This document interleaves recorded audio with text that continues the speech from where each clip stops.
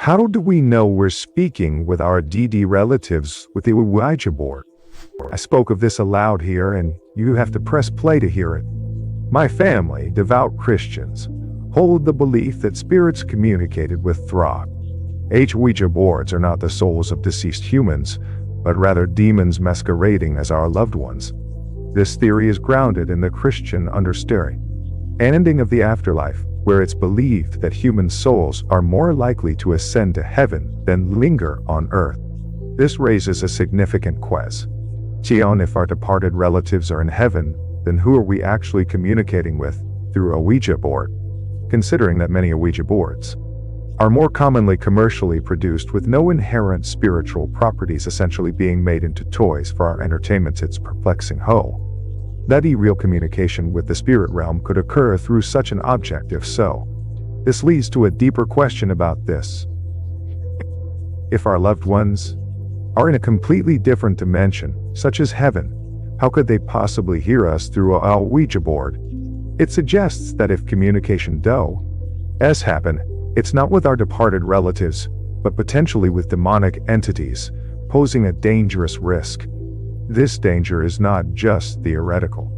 In my family's experience, there was a relative of mine who I'll call Paul to protect our privacy, and because I'm having issues remembering his real name, Tani.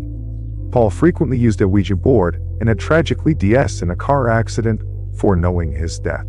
Due to the knowledge of his future death being a possibility, he ensured his son was safe with his mother before the accident.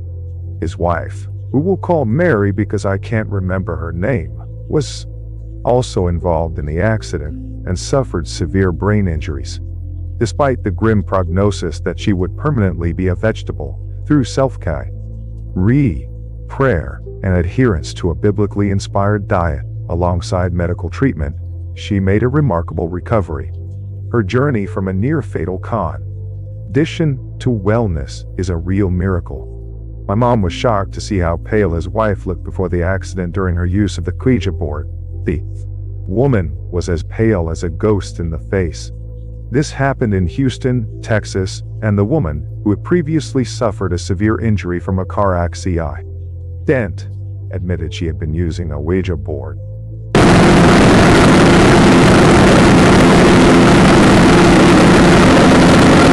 It's worth noting that in our predominantly black family, such paleness stood out starkly, especially since my mom, being biracial, was most likely the only one among them in the car with naturally pale skin.